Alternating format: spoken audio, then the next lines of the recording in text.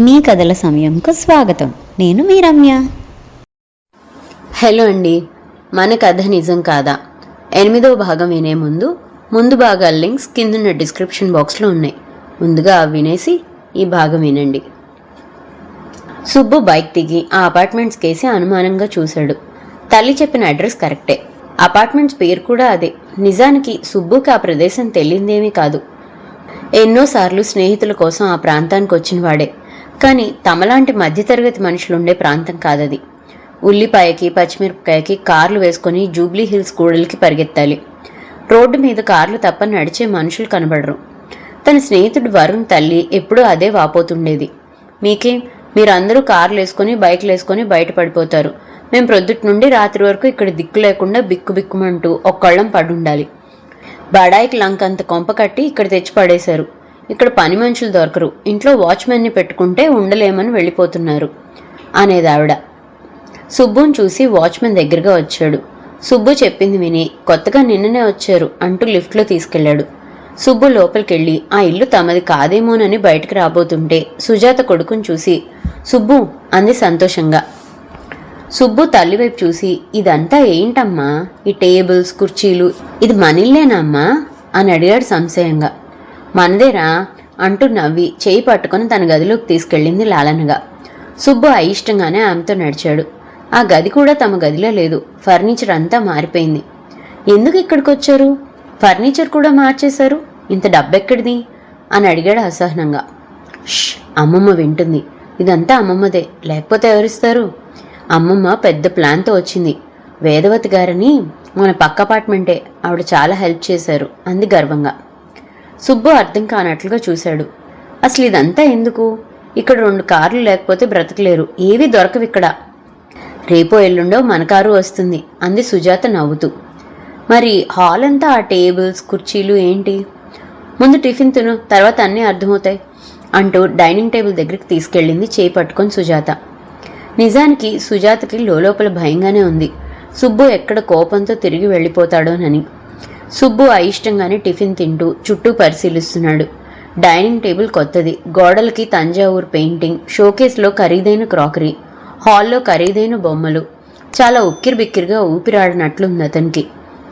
ఇంతలో నైటీతో hello hero గారు, ఇల్లు కనిపించిందా అంటూ వచ్చి ఎదురు కుర్చీలో కూర్చుంది మీనాక్షి. ఆమెను చూస్తూనే వెగటుగా ఉంటుంది సుబ్బుకి. పెద్ద వయసు, వరుసకు అమ్మమ్మ. అందుకే ఏమీ అనలేక తన కోపాన్ని తనలో వీలైనంతగా దాచుకొని భరిస్తుంటాడు. సుబ్బు జవాబు చెప్పకుండా చేయి కడుక్కొని తల్లివైపు చూస్తూ నాకేమన్నా ఒక గది ఉందా అని అడిగాడు. అయ్యో, నీకు రూమ్ లేకపోవడం ఏట్రా, రా అంటూ అతని గదిలోకి తీసుకెళ్ళింది. సుబ్బు స్నానం చేసి డ్రెస్ మార్చుకొని కాలేజీకి వెళ్ళిపోయాడు. ఏమీ అడగలేదా నీ కొడుకు అంది మీనాక్షి టీ తాగుతూ. అడిగాడు, ఏదో చెప్పాను అంది సుజాత. చూసి థ్రిల్ అయిపోయి ఉంటాడు. ఇలాంటి చోట ఉండటం స్టేటస్ సింబల్ కదా అంది మీనాక్షి గర్వంగా. అదేం లేదు మమ్మీ, వాడి మొహంలో సంతోషం ఏమీ కనబడలేదు. ఇంకా మనం కార్డ్స్ క్లబ్ పెట్టామని తెలిస్తే ఎంత హంగామా చేస్తాడోనని భయంగా ఉంది. సింగినాదం చేసి వాడేం చేస్తాడు? కాదు కూడదంటే బాబు దగ్గరికి పోతాడు అంది మీనాక్షి నిర్లక్ష్యంగా. తల్లంటే ఎంత ఇష్టం భయం ఉన్నా ఒక్కోసారి సుజాతకి ఆవిడని చూస్తే భయంగానే ఉంటుంది. ఈమెలో స్త్రీ తాలూకు ప్రేమ, దయ, జాలి, తన పిల్లల పట్ల ప్రత్యేక అభిమానం లాంటి జీవ పదార్థాలేవి లేవా అని భయం కూడా వేస్తుంది. అదేంటి మమ్మీ, వాళ్ళు లేకపోతే నేను బ్రతకగలనా అంది బాధగా. గొప్పగా కానీ పెంచవులే అంటూ కుర్చీని ఒక తన్ను తన్ని లేచి వెళ్ళింది మీనాక్షి. ఆ మాటకే సుజాత కళ్లల్లో నీళ్లు సుళ్ళు తిరిగి చెంపల మీదుగా కారిపోయాయి. మరో గంటలో ఇంట్లో సందడి ప్రారంభమైంది. పేకాట రాణులు రావడం మొదలైంది. మీనాక్షి మొదటి రోజే అంతమంది వస్తారనుకోలేదు. వేదవతి వచ్చి నేనంటే ఏమనుకున్నావు, నిన్నంతా ఫోన్లో అందరికీ పబ్లిసిటీ ఇస్తూనే ఉన్నాను అంది గర్వంగా. మీను ఆమె చేతులు ఊపి హగ్ చేసుకుంది. సర్లే, ముందు వాళ్ళందరి సంగతి చూడు. రమా కన్నా నీ ఏర్పాట్లు బాగుండాలి అంది. మీనాక్షి తలూపి ఆ సందట్లో పడింది. సుబ్బు కాలేజీ అయిపోయాక అటు ఇటు గమ్యం లేనట్లుగా తిరిగి మళ్ళీ తండ్రి దగ్గరికి వెళ్ళాడు. రా నాన్న, ఏంటి సంగతులు, ఇల్లెందుకు మారారు అని అడిగాడు ఆప్యాయంగా. మొదటిసారిగా తండ్రి మీద కొంత కోపం వచ్చింది సుబ్బుకి. ఆయన తన బాధ్యతలు వదిలేసి దూరంగా కూర్చుంటే తను వార్తలు మోసే వార్తాహరుడా? కష్టమైనా నష్టమైనా కట్టుకున్నందుకు ఇంట్లో ఉండి ఇల్లు చక్కబెట్టుకోవాలి కదా. ఏంటి ఆలోచిస్తున్నావు? సుబ్బు తల విదిలించుకొని ఏం లేదు అన్నాడు. లేదురా, ఏదో ఆలోచిస్తున్నావు. ఎవరో చుట్టంలా ఇలా అడుగుతున్నాడేంటి అనుకుంటున్నావు కదూ అన్నారాయన సూటిగా కొడుకు వైపు చూస్తూ. సుబ్బు జవాబు చెప్పకుండా తలదించుకున్నాడు. కాసేపు ఇద్దరి మధ్య కొంతసేపు మౌనం రాజ్యం ఏలింది. ఏదో చెప్పబోతున్నట్లుగా ఆయన చిన్నగా దగ్గి, నువ్వు పెద్దవాడివయ్యావు, నీకన్నీ తెలియడం మంచిదే, కానీ ఎవరైనా చెప్పడం వేరు, తండ్రే చెప్పాల్సి రావడం వేరు. మీ అమ్మ ఆరోగ్యం మంచిది కాదు, హార్ట్ పేషెంట్. ఆపరేషన్ జరిగింది, కానీ డాక్టర్లు ఆమె గుండె చాలా బలహీనమని ఆమెకు వివాహం చేయొద్దని చెప్పారట. కానీ మీ అమ్మమ్మ తన తర్వాత ఆమెను ఎవరు చూస్తారనే బెంగతో సంబంధాల కోసం వెతకడం మొదలుపెట్టింది. నేను తరచూ రామకృష్ణ మఠానికి వెళ్ళి అక్కడ ప్రసంగాలు వినేవాణ్ణి. అక్కడ మీ తాతగారు పరిచయం అయ్యారు. అక్కడ ప్రసంగాల అనంతరం నేను చాలాసేపు కదలకుండా అక్కడే కూర్చునేవాణ్ణి. నాకు తల్లిదండ్రులు లేరు, ఆస్తి లేదు. ఎవరో బంధువుల దయతో కొంత పనులు చేస్తూ చదువుకున్నాను. ఉద్యోగం వచ్చాక నేను నా వయసు వారిలా సరదాలతో వినోదాలతో కాలక్షేపం చేయలేదు. తల్లిదండ్రులు లేకపోతే దేవుడు కూడా లేనట్లే. ఆ ప్రేమ, ఆదరణ, త్యాగం మరెవ్వరూ చెయ్యరు. పేగుబంధం అలాంటిది. అందుకే నేను నా తోటి వయసు వారితో కలవలేకపోయేవాణ్ణి. వాళ్ళ ఆనందం నాకు చాలా కృతకంగా కనిపించేది. అందుకే ఎక్కువ ప్రకృతితో మమేకమవుతూ ఒంటరిగా కాలక్షేపం చేసేవాణ్ణి. మీ తాతగారు ఒకరోజు నా దగ్గరగా వచ్చి కూర్చొని మాట కలిపి నా వివరాలు అడిగారు. నేను అన్నీ నిజాలే చెప్పాను. ఆయన కొన్ని రోజులు నాతో స్నేహం చేశాక తన మనసులో మాట బయటపెట్టారు. అమ్మాయి పరిస్థితి ఇది, చిన్న పనికే అలసిపోతుంది. మానసికంగా, శారీరకంగా ఏమాత్రం శ్రమ పెట్టకూడదు. నిజానికి పెళ్లి చేయకూడదు. కానీ మా తర్వాత ఎవరు ఆమెను చూస్తారు అనే బెంగ మాది. ఏ ఫలితమూ ఆశించకుండా ఆమెకు తోడుగా ఉండేవారు ఉంటారా అని ఆయన తన దిగులుని ప్రదర్శించారు. నేను మౌనంగా విని ఇంటికొచ్చేశాను. ఆ రాత్రి మాత్రం ఆయన మాటలు, అన్యాపదేశంగా చేసిన వేడుకోలు నా మనసు మీద చాలా ప్రభావాన్ని చూపాయి. అందరూ ఆదర్శాలు చెప్తారు, ఎవరైనా ఆచరిస్తే గ్రేట్, వావ్ అంటూ అభినందిస్తారు. కానీ తాము చిన్న త్యాగం చేయడానికి ముందుకు రారు. చేసిన వారిలోని లోపాన్ని వెతకడానికి ప్రయత్నిస్తారు. మనుషుల్ని ఎవరూ తృప్తిపరచలేరు, అది లోకరీతి. ఆ అమ్మాయికి ఒక తోడు ఇవ్వగలగాలి, ఒక మంచి సహచరుడిగా నిలబడాలి, అది భర్త పేరుతో. ఇక్కడ హక్కులుండవు, కేవలం బాధ్యతలు మాత్రమే. ఒక వారం నేను మఠానికి వెళ్ళలేదు. బాగా ఆలోచించాను. ఏదో ఆవేశంగా నిర్ణయం తీసుకోవడం కాదు, చివరిదాకా నిలబడాలి. దేవుడు నాకేమిచ్చాడు? తల్లిదండ్రుల్ని లాగేసుకున్నాడు. ఏ మురిపెము ముద్దు తెలియకుండానే ఎవరెవరో పంచిన చీత్కారాలు పొందుతూ బ్రతికాను. నేను ఇంటికి రాలేదని ఎదురు చూసేవారు గాని, తిన్నానో లేదో అడిగేవారు గాని లేరు. ఇప్పుడు నేనే ఒకరికి ఆ ఆప్యాయతని, అనురాగాన్ని పంచితే ఎంత బాగుంటుంది. అలా అనుకోగానే ఒక నిశ్చింత వచ్చేసింది. చాలా సంతోషం కూడా వేసింది. మర్నాడు రెట్టింపు సంతోషంతో మఠానికి వెళ్ళాను. మీ తాతగారు కనబడ్డారు. ఇద్దరం స్వామీజీ ప్రసంగం అయ్యాక మేమెప్పుడూ కూర్చునే చోటికి వెళ్ళి కూర్చున్నాం. ఆయన నా మొహంలోకి చూస్తూ కూర్చున్నారు. నాకు కూడా ఒక సందేహం. ఆయన గాని యథాలాపంగా చెప్పి ఉంటే నా పరిస్థితి ఏమిటి? నా ఆలోచనలకు అంతరాయం కలిగిస్తూ ఆయన అడిగారు, ఏంటి బాబు ఆలోచిస్తున్నావు? ఏదైనా సమస్య? ఏం లేదు, మీరు చెప్పిన విషయాలు నాకు చాలా బాధ కలిగించాయి. మీ అమ్మాయికి ఎలాంటి వరుడు కావాలనుకుంటున్నారు అని అడిగాను చిన్నగా. వెంటనే ఆయన మొహంలో ఉత్సాహం చోటు చేసుకుంది. ఒక మంచివాడు, త్యాగబుద్ధి, ఓర్పు కలవాడు కావాలి. అసలు అలాంటి వాడు ఉంటాడా? నాది అత్యాశ బాబు అన్నారు ఆయన విచారంగా. ఉంటే? నా ప్రశ్నకి ఆయన చాలా ఆశ్చర్యంగా నా వైపు చూశారు. ఉంటే కళ్ళకు అద్దుకొని కన్యాదానం చేస్తాను అన్నారు ఆయన తడుముకోకుండా. నేనే మీ అమ్మాయిని చేసుకుందాం అనుకుంటున్నాను. కానీ నాకు నా అన్నవారెవరూ లేరు, ఆస్తి కూడా లేదు. ఉన్న చిన్నపాటి చిరుద్యోగమే, ఆలోచించుకోండి అన్నాను మెల్లిగా. ఆయన మొహం కళకళ్ళాడింది. వెంటనే నా చేతులు పట్టుకున్నారు. అంతకన్నానా బాబు? మాకేం డబ్బు దశకాలొద్దు, అమ్మాయిని స్నేహితురాలుగా చూసుకుంటే చాలు. రేపొకసారి ఇంటికి రా, అమ్మాయిని చూడొచ్చు అన్నారు. అలాంటి ఫార్మాలిటీస్ ఏం నాకు లేవు. మీ అమ్మాయిని చూడాలనుకుంటే మాత్రం వస్తాను అన్నాను నవ్వుతూ. అయ్యో రామా, దానికి అంత కూడానా? మా ఆడదుంది చూసారా, అది కొంచెం గడుసు, అతి తెలివి, దానికోసం మాత్రమే అన్నారాయన. ఆ మర్నాడు సాయంత్రం వెళ్ళాను. మీ అమ్మ చాలా అమాయకం. రూపురేఖలు బాగానే ఉన్నాయి, కానీ మీ అమ్మమ్మ మాత్రం యక్ష ప్రశ్నలు వేసింది. మీ తాతగారు ముందే చెప్పారు కాబట్టి నేను సాధ్యమైనంత ఓపికగా జవాబులు చెప్పాను. పెళ్లి జరిగిపోయింది. కొన్ని రోజులు నేను మీ అమ్మ విడిగా హాయిగానే ఉన్నాం. పిల్లను వదిలి ఉండలేనని మీ అమ్మమ్మ ముందు వచ్చేసింది. ఆ తర్వాత మీ తాతగారు. వాళ్ళు వచ్చినందుకు నాకేం బాధ లేదు. కానీ మీ అమ్మమ్మ పెత్తనం భరించలేకపోయాను. ఇక మీ అమ్మ సరే సరి, తల్లి మాట జవదాటదు. ఆమె ప్రపంచం అంతా అమ్మే. అందుకు నేనేం తప్పు పట్టను. మీ అమ్మమ్మ విపరీత ధోరణులతో ఏదో వ్యాపారం పెట్టించి నన్ను ఉద్యోగం మాన్పించింది. అన్నీ నష్టాలే. ఆమెకి సిటీ లైఫ్ మీద మోజు. చివరికి మీ తాతగారు విసిగి పేచీ పడి ఎక్కడికో వెళ్ళిపోయారు. నేను ఇచ్చిన మాట కట్టుబడి అలా ఉండిపోయాను. కానీ ఇప్పుడు మీ అమ్మ స్వభావం చూసి నాకు విరక్తి వచ్చేసింది అంటూ ఆగి సుబ్బు వైపు చూశాడు. మౌనంగా తండ్రి వైపు చూస్తూ వింటున్నాడు సుబ్బు. అకస్మాత్తుగా ఆయన కళ్ళు ఎర్రబడ్డాయి. అందులో వేడి కన్నీరు లీలగా మెరిసి ఆవిరైంది. నిజానికి నా సహచర్యపు విలువేముంది? ఆమెకి నాకు ఏ సంబంధం ఉన్నది గనక? సుబ్బు ఒకసారి తెల్లబోయినట్లు చూశాడు తండ్రి వైపు. ఆయన సుబ్బు మనసు గ్రహించినట్లుగా సర్దుకున్నాడు. నువ్వు ఒక్కడే మా మధ్య వారధి, అంతకు మించి ఏం లేదు. నువ్వు ప్రయోజకుడు అయితే చాలు. అందుకే ఓపిక పట్టమంటున్నా సుబ్బు, అంతే అన్నారాయన ముగింపుగా. ఏమిటో అర్థమయ్యి అర్థం కానట్లుగా ఉన్నాయి అతని మాటలు సుబ్బుకి. సరేరా, భోంచేద్దాం, నువ్వు ఇంటికి వెళ్ళి ఎలాగూ తినవు అంటూ సుబ్బుని భోజనానికి తీసుకెళ్లారు ఆయన. సుబ్బు ఆయనతో భోంచేసి తిరిగి వస్తుండగా చిక్కడపల్లి కల్వర్ట్ మీద ఒంటరిగా కూర్చున్న సూర్య కనిపించాడు. సూర్య సుబ్బు క్లాస్మేట్, మంచి స్నేహితుడు.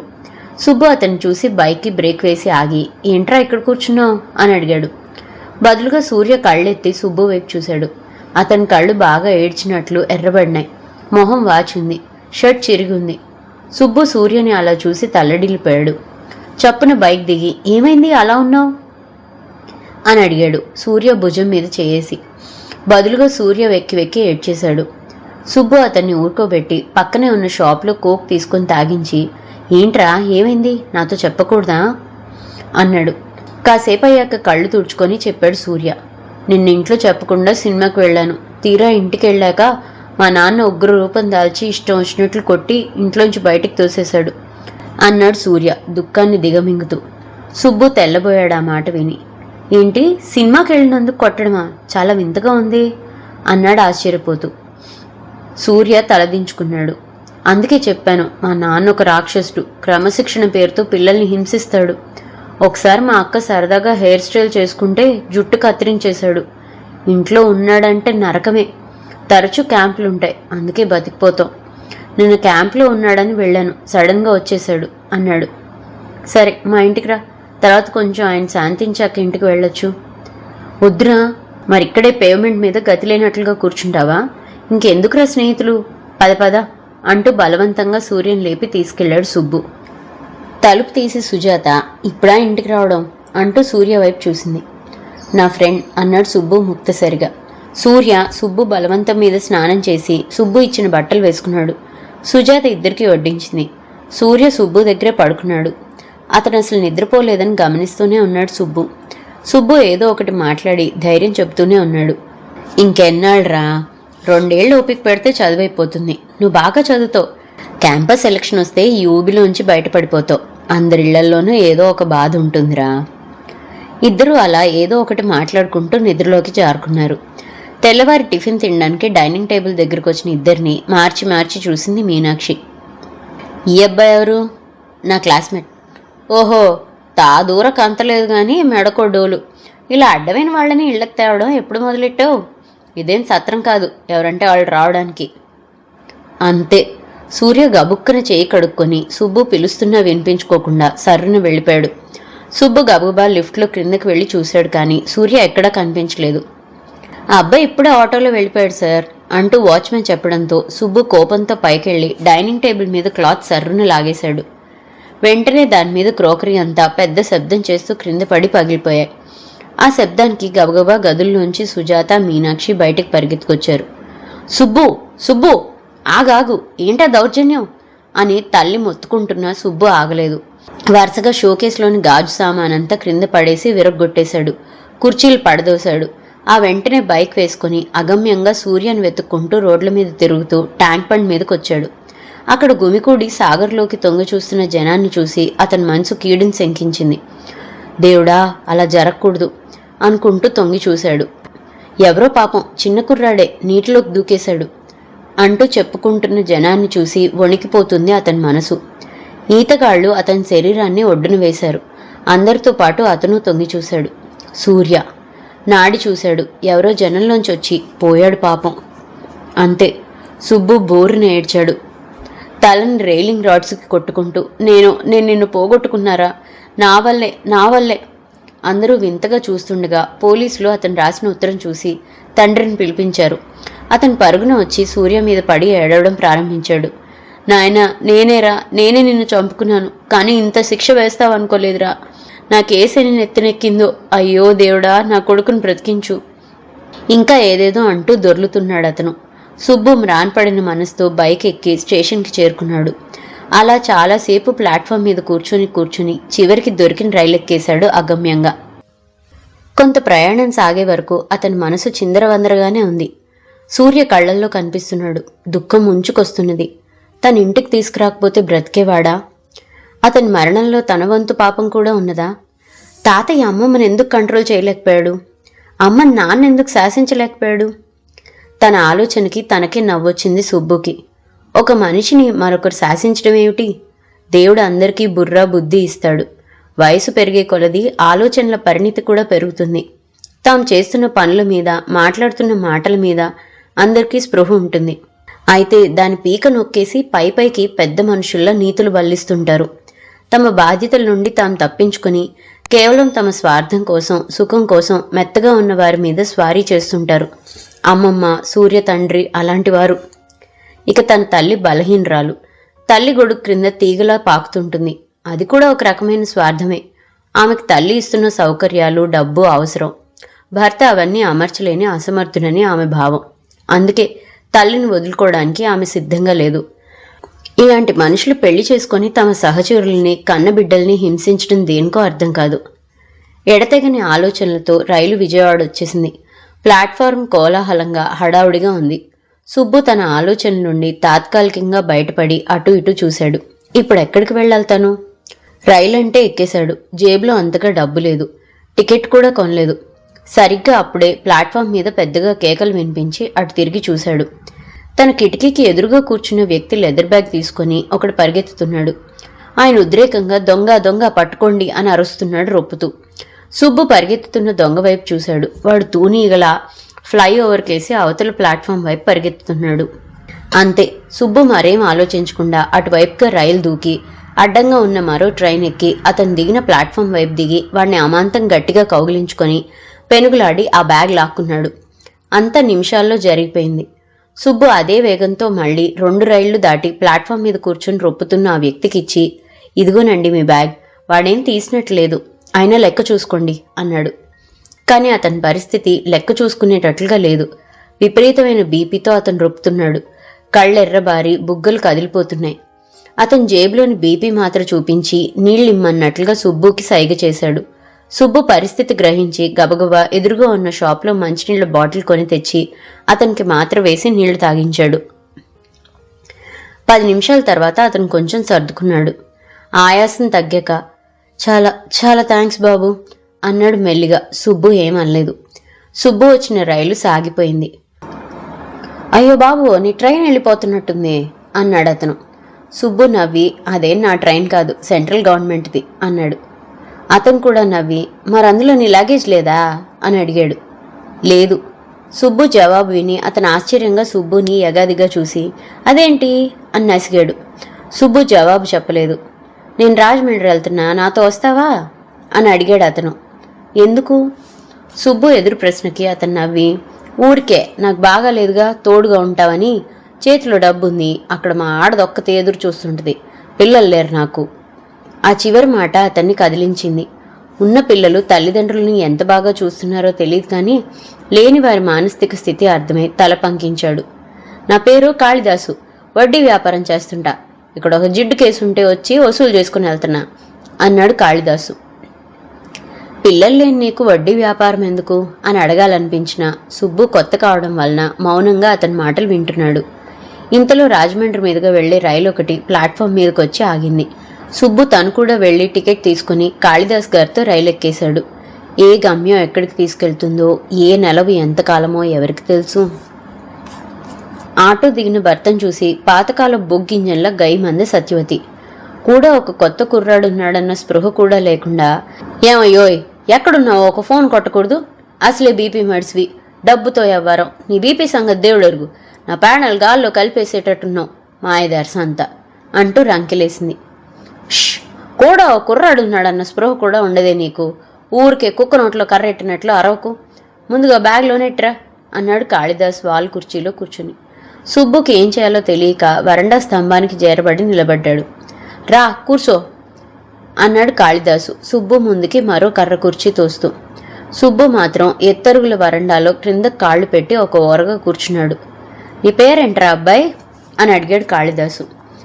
సుబ్బు బదులుగా పక్కపక్క నవ్వి, అదేం పేర్రా, పూర్తి పేరు లేదా అన్నాడాయన. ఏదో ఒకటి పిలవడానికే కదా. సుబ్బు జవాబు విని పక్కపక్క నవ్వి, అంతేలే, నాకు పెట్టారు మా వాళ్ళు కాళిదాస్ అని, నేనేమన్నా కైతాలు రాస్తున్నానా ఏంది అన్నాడు. అప్పుడే 2 గ్లాసులతో కాఫీ తెచ్చి ఒకటి కాళిదాస్ గారికి మరొకటికి సుబ్బుకిచ్చి, అదొక్కటే తక్కువ కాగితాల దండక్కి అంటూ సుబ్బు వైపు చూసి, ఈ పిల్లాడెవరు అంది ఆరాగా చూస్తూ సత్యవతి. కాళిదాసు జరిగిందంతా సత్యవతికి వివరించి, ఈ పిల్లోడు లేకపోతే 2 లక్షలు దొంగోడు పాలయ్యాయి అన్నాడు. నేనప్పుడే అనుకున్నా నీ తెలివితేటలకి వసూళ్ళేంటని.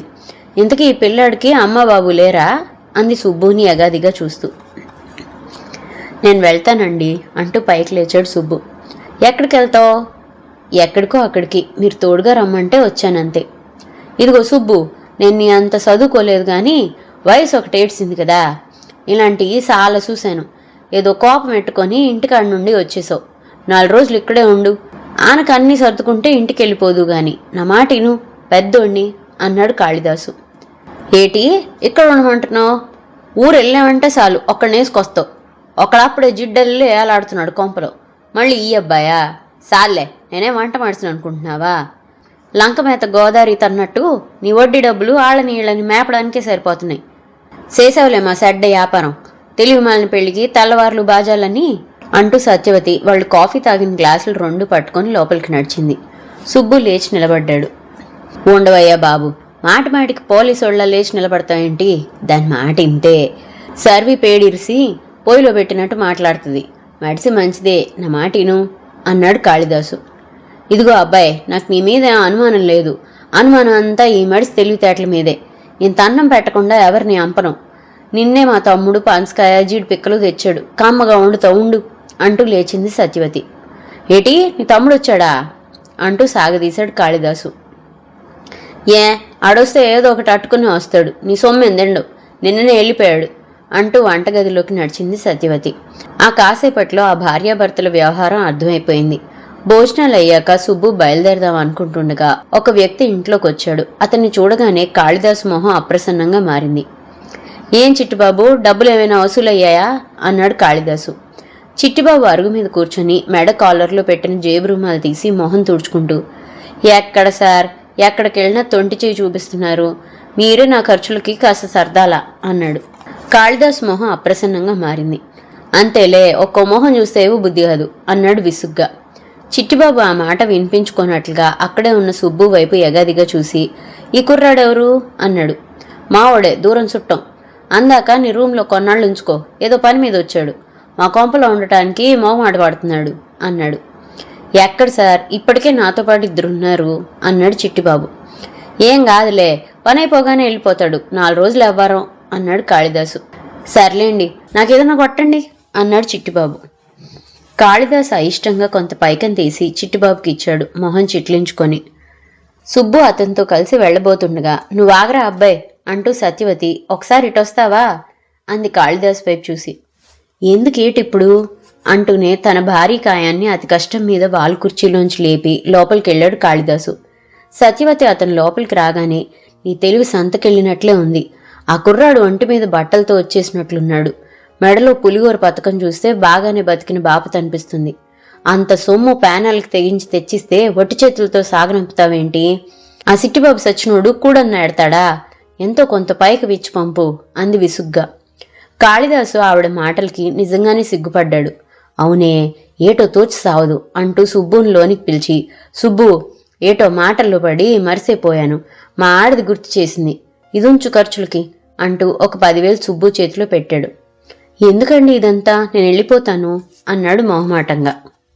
మరదే మండుద్ది నాకు, ఎక్కడికి వెళ్తావు ఇప్పుడు అంత అర్జెంటుగా? వెళ్దూ గానిలే, ముందైతే బట్టలు కొనుక్కో అన్నాడు కాళిదాసు కాస్త మందలిస్తున్న ధోరణిలో. సుబ్బు డబ్బు తీసుకొని వస్తానండి అంటూ చిట్టిబాబుతో బయలుదేరాడు. చిట్టుబాబుని అతనితో వస్తున్న కొత్త వ్యక్తిని తేరిపారా చూసి చిరాగ్గా మొహం పెట్టింది ఆవిడ. ఏటే ముసల్దానా, ఏటి మొహం ఆవుదం తాగినట్టు, దోశలేమైనా ఉన్నాయా అన్నాడు చిట్టిబాబు రూమ్ తాళం తీస్తూ. అవును ఉంటాయి, ఎలా పాలా లేదు, మొన్నటికి డబ్బులిచ్చి 3 నెలలు అవుతుంది, అడిగినప్పుడల్లా ఇదిగో అదిగో అంటున్నాం, దోశల్లో గీసెల్లేవు అంటూ కసిరింది ఆవిడ ముక్కాల పీట మీద కూర్చొని వాచిన పాదాలకు నూనె రాసుకుంటూ. ఇదిగో పాపాయమ్మ, నాతో ఎట్టుకోకు, ఓ కీసురీసిరానంటే గోదాట్లో వెళ్తావు, ఇచ్చినప్పుడు తీసుకో అంటూ తన గదిలోకి వెళ్ళాడు. అతని వెంట సుబ్బు లోపలికి ప్రవేశించాడు. గదంతా అదోలాంటి వాసన గుప్పున. సుబ్బు వెగటుగా మొహం తిప్పుకొని నిలబడ్డాడు. ఆ గదిలో అప్పటికే తాగుతున్న ఇద్దరు సుబ్బు వైపు ఎవరా అన్నట్లుగా చూశారు. ఇతను మనలాంటోడే, కాళిదాసుగాడు మన కొంపలో ఎట్టుకోమని పంపాడు, కేసు కూడా కొట్టినట్టున్నాడు, ఇంతకీ ఎంత ఇచ్చాడు బాసు అన్నాడు చిట్టుబాబు ఎగాదిగ్గా చూసి నవ్వుతూ. ఎంతైనా మా కొద్దులే గాని రేపు పార్టీ ఇవ్వు అన్నాడు. ఆ రోజుకి దుర్భరమైన ఆ గదిలో ఓ మూల సర్దుకొని పడుకున్నాడు సుబ్బు. తల్లిదండ్రులను వదిలేసి బయటికి వస్తే ఆ జీవితం ఎంత దుర్భరంగా ఉంటుందో తెలుస్తున్న కొద్దీ దుఃఖం తన్నుకొస్తుంది. కాసేపటికి దుఃఖాన్ని నిలవరించుకొని ఏదైనా అలవాటయ్యేదాకానే తను సర్దుకోవాలి. భయపడి వెనుదిరగనే కూడదు. వీళ్ళంతా తనలాంటి వాళ్లే కదా, ఇలానే సర్దుకొని జీవించటం లేదా? ఉండాలి, తను ఇలానే ఉండాలి, అన్నిటినీ ఎదుర్కోవాలి, గతాన్ని మర్చిపోవాలి అని తనకు తానే సర్ది చెప్పుకున్నాడు సుబ్బు. ఆ రాత్రి అతనికి నిద్రలేదు. పొద్దున్నే మొహాలు కడుక్కున్నాక బయట పాపాయమ్మ దగ్గర వరుసగా కూర్చున్నారు. సుబ్బు కూడా వాళ్లతో వెళ్ళాడు. పాపాయమ్మ చురచురా చూసింది అందరినీ. డబ్బులు ఇవ్వకపోతే దోశలేయనని చెప్పానుగా అంది పాపాయమ్మ కోపంగా. ఇలా నిక్కావంటే నిన్ను నీ పొయ్యిని కట్టకట్టి విసిరేస్తాను, మర్యాదగా అయ్యి అన్నాడు చిట్టిబాబు. పోని డబ్బులిద్దాం అంటూ జేబులో చేయి పెట్టాడు సుబ్బు. ఏ ఆగు, అక్కడికి నువ్వు మంచోడు అయిపోదామనా? అదేం కుదరదు అన్నాడు. పోనీ ఇవ్వు మా అమ్మ, గొడవలెందుకు అన్నది అక్కడే నిలబడ్డ అమ్మాయి పాపాయమ్మని ఊరడిస్తూ. అలా చెప్పవే పొట్టిదానా అన్నాడు చిట్టిబాబు నవ్వుతూ. మాటలు మర్యాదగా రానివ్వండి, నా పేరు అమ్మాజీ అంటూ ఆ అమ్మాయి గిర్రున తిరిగి లోపలికెళ్ళిపోయింది. టిఫిన్స్ తిన్నాక చిట్టిబాబు బాత్రూమ్ కేసి వెళ్లడం చూసి సుబ్బు గబగబా పాపాయమ్మ వడిలో 500 నోటు పడేసి ఏం ఎరగనట్లుగా రూంలోకి నడిచాడు. మొదట ఆశ్చర్యపోయినా తర్వాత కొంత అర్థమైనట్లుగా తల పంకించి నోటు బొడ్లో దొక్కుంది. చల్లగా ఉండు నాయనా అని మనసులోనే దీవిస్తూ. కొద్దిగా బట్టలు కొనుక్కోవాలి, ఈ ఊరు నాకు తెలీదు అని అడిగాడు సుబ్బు చిట్టిబాబుని. పద పద, అంతకన్నానా అన్నాడు చిట్టుబాబు వాళ్లతో పాటు ఆ ఇద్దరూను. అందరూ ఒక రెడీమేడ్ షాప్కి వెళ్లారు. సుబ్బు అవసరానికి సరిపడా తక్కువ రేట్లోనే డ్రెస్సులు, టవల్స్ తదితర వస్తువులు కొనుక్కున్నాడు. ఇప్పుడు నువ్వు మాకు పార్టీ కూడా ఇవ్వాలి అన్నారు వాళ్ళు. సుబ్బుకి అవుననక తప్పలేదు. అక్కడ వాళ్ళందరూ చిత్తుగా తాగి తిన్నారు. సుబ్బును కూడా తాగాల్సిందేనని బలవంతం చేశారు. సుబ్బు ఇష్టం లేకపోయినా కొద్దిగా తీసుకున్నాడు. రూమ్కొచ్చి వాంతి చేసుకున్న సుబ్బును చూసి వాళ్ళు చేతకాని వాళ్ళ చూసి నవ్వారు. ఇప్పుడు మనం ఆ పొట్టిదాన్ని రూంలోకి లాగేస్తే ఎలా ఉంటుంది అంటూ కుళ్ళిజోకు వేశాడు ఒకడు అందులో. హాహాహా, దానికి మొగుళ్ళేడంట్రా అన్నాడు చిట్టిబాబు. మరింకేంటి? ఎవరి గురించి అడిగాడు ఇంకొకడు మత్తులో తాగుతూ. అదే జీజీ అమ్మాజీ అంటూ పాటలా పాడాడు చిట్టిబాబు. అందరూ పక్కపక్క నవ్వుతుంటే చాలా జుగుప్సగా చూశాడు సుబ్బు. తను ఉండదగని స్థలం అదని అర్థమవుతోంది అతనికి. ఆడవాళ్ల గురించి అలా మాట్లాడకూడదు అన్నాడు ఓపిక పట్టి. బదులుగా అందరూ పక్కపక్క నవ్వారు. అబ్బో, వచ్చాడండి గాంధీ మహాత్ముడు, మేము చెవులో పూలెట్టుకొని ఈనేత్తాం అంటూ నవ్వాడొకడు. ఆడోళ్ళంతా అంత గొప్పోళ్ళైతే మేము అనాథలు ఎందుకు అవుతాం అన్నాడు ఇంకొకడు. సుబ్బు ఇంకేం మాట్లాడలేదు. అందరూ కాసేపటికి తాగిన మత్తులో ఒళ్ళు మరిచి పడుకున్నారు. ఈ సమస్యకి పరిష్కారం ఎలా అనుకుంటున్న అతనికి త్వరలోనే దైవం చూపించినట్లు ఒక మార్గం దొరికింది. ఆ సాయంత్రం అందరూ కలిసి గోదావరి ఒడ్డున ఉన్న మార్కండేయ స్వామి గుడి ఎదురుగా ఉన్న మెట్ల మీద కూర్చున్నారు. చల్లటి గాలి వీస్తుంది. నది నడుంకి బిగించినట్లు రైలు కమ్ రోడ్డు బ్రిడ్జ్ అప్పుడే వెలిగించిన దీపాలతో మువ్వల వడ్డాణంలా మెరిసిపోతున్నది. అప్పుడే గుడిలోంచి వచ్చిన ఒక అమ్మాయి మెట్ల మీదుగా నది దగ్గరకు వస్తుండగా చిట్టిబాబు దృష్టి ఆమె మీద పడింది. సడన్ గా లేచి వంగి నీళ్లలో చేతులు పెట్టిన ఆ అమ్మాయి మెడలో చైన్ లాగేశాడు. ఆ అకస్మాత్తు పరిణామానికి నివ్వెరపోయిన ఆ అమ్మాయి గాబరాలో నదిలో పడిపోయింది. సుబ్బు మరేం ఆలోచించకుండా నదిలో పడిన ఆ అమ్మాయిని ఒక్క దూకు దూకి రక్షించి ఒడ్డుకు తెచ్చాడు. అప్పటికే 5-6 కానిస్టేబుల్స్ గబగబా వచ్చేసి చిట్టిబాబుని పట్టుకొని చితక తన్నారు. వెంటనే వ్యాన్లో వేసుకుని పట్టుకెళ్లిపారు. ఆ అమ్మాయి సుబ్బుకి థ్యాంక్స్ చెప్పింది. తర్వాత తెలిసిందేంటంటే ఆ అమ్మాయి ఆ జిల్లా పోలీస్ సూపరింటెండెంట్ కూతురని, కాకినాడ నుండి పోలీసుల సహాయంతో ఏదో మొక్కు తీర్చుకోవడానికి గుడికి వచ్చిందని. ఆ మర్నాడు రాజమండ్రి డీఎస్పీ సుబ్బుని పిలిచి అభినందించాడు. అంతే. ఆ రోజు నుండి చిట్టిబాబు అడ్రస్ గల్లంతైంది. ఇక మిగిలిన 2 పరారి. దాంతో ఆ రూమ్ సుబ్బు వశమైంది.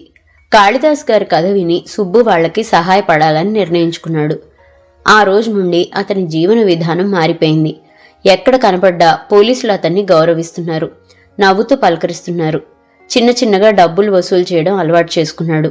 భజన్లాల్ బిల్డింగ్లో అతను మొకటం లేని మహారాజు అయిపోయాడు. అందరికీ అతని పట్ల భయభక్తులు పెరిగిపోయాయి. ఇప్పుడు సుబ్బు రూపం స్వరూపం మారిపోయాయి. అతనిలో మంచితనం ఇప్పుడు కొంత రాగి కలిపిన మేలిమిలా తయారైంది. అతను చేస్తున్న పనిని బట్టి అతను అప్పుడప్పుడు తాగుతున్నాడు. అమ్మాజీ అతనికి దేవుడిచ్చిన చెల్లెలైపోయింది. అలలు ఢీకొని రాటు తేలిన రాయిలా మారిందతని స్వభావం. సుబ్బు ఆలోచనల నుండి బయటపడి విదిలించుకుని మహా గదివైపు చూశాడు. మహా కూడా నిద్రపోలేనట్లుంది. గదిలోంచి చిన్నగా ఏవో పాటలు వినిపిస్తున్నాయి. అతనికి మహా చెప్పిన పని చేయడానికి నిర్ణయించుకొని పక్కకు తిరిగి పడుకున్నాడు. సుబ్బుకి ఇంక నిద్ర పట్టలేదు. తిన్నగా వంటగదిలోకి వెళ్ళాడు. ఫిల్టర్ తెరిచి చూశాడు. కొద్దిగా డికాషన్ ఉంది. ఫ్రిడ్జ్లో ఉన్న పాల ప్యాకెట్ తీసి స్టవ్ ముట్టించి పాలు కాసి కాఫీ కలిపాడు. డికాషన్ ఎక్కువైందేమో, కాస్త చిరుచేదుగా ఉంది కాఫీ. అయినా పర్వాలేదులే అన్నట్లుగా తల పంకించి పంచదార కలిపి 2 కప్పుల్లో పోశాడు. వాటిని తీసుకొని మహా పడుకున్న గదివైపు చూశాడు. లోపల పాటలు సన్నగా వినిపిస్తున్నాయి.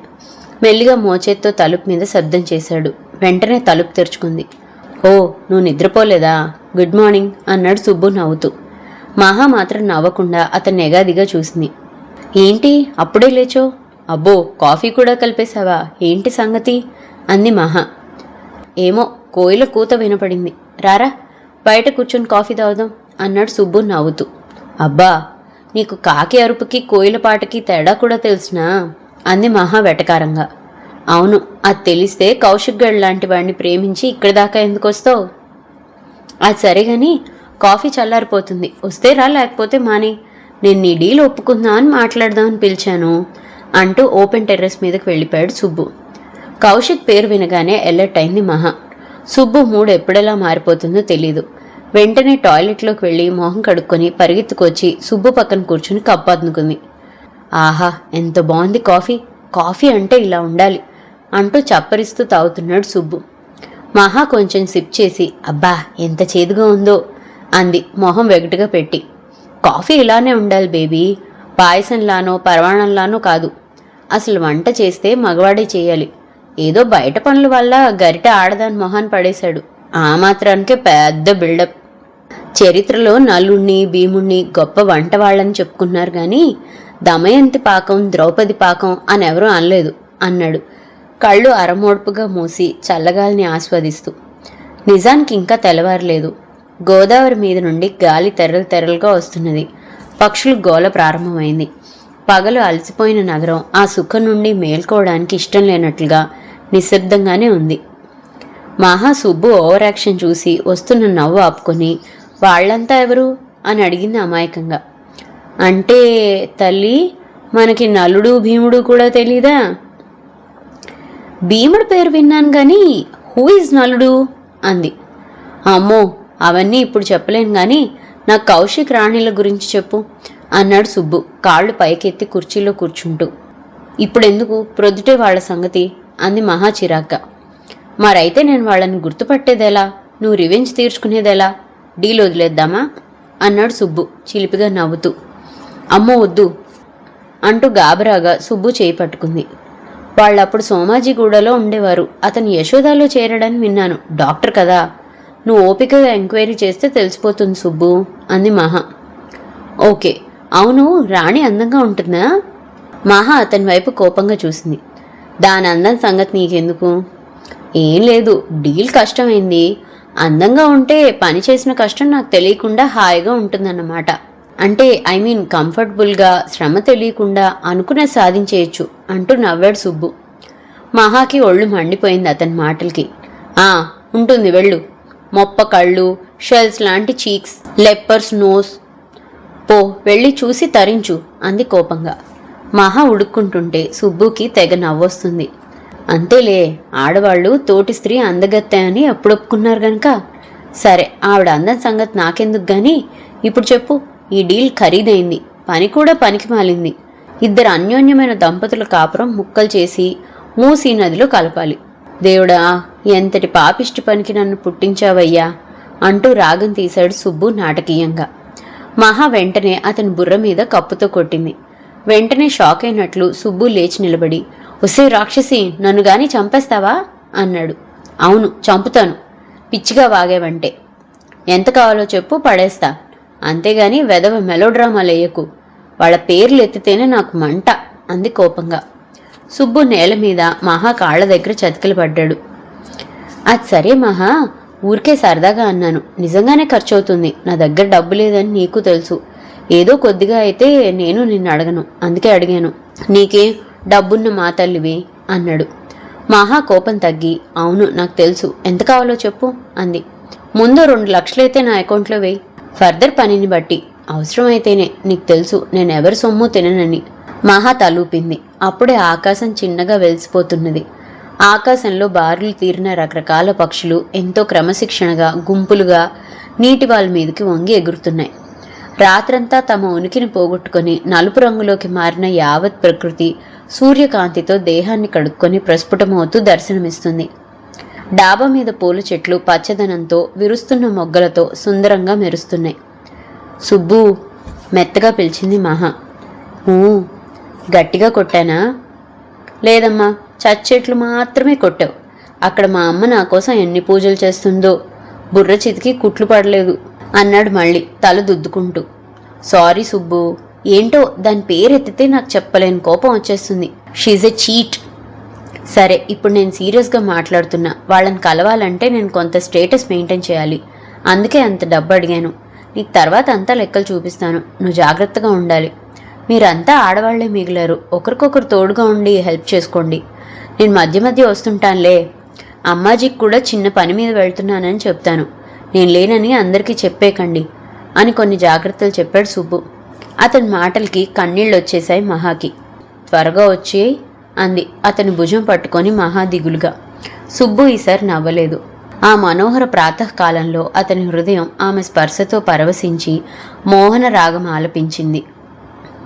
ఇదండి మన కథ నిజం కాదా 8వ భాగం. మరో భాగంతో మళ్ళీ కలుసుకుందాం. అంతవరకు సెలవు. ఈ కథ కనుక మీకు నచ్చినట్లయితే లైక్ చేయండి, షేర్ చేయండి. అండ్ మరిన్ని ఇంట్రెస్టింగ్ కథల కోసం ప్లీజ్ సబ్స్క్రైబ్ టు మీ కథల సమయం. Thank you.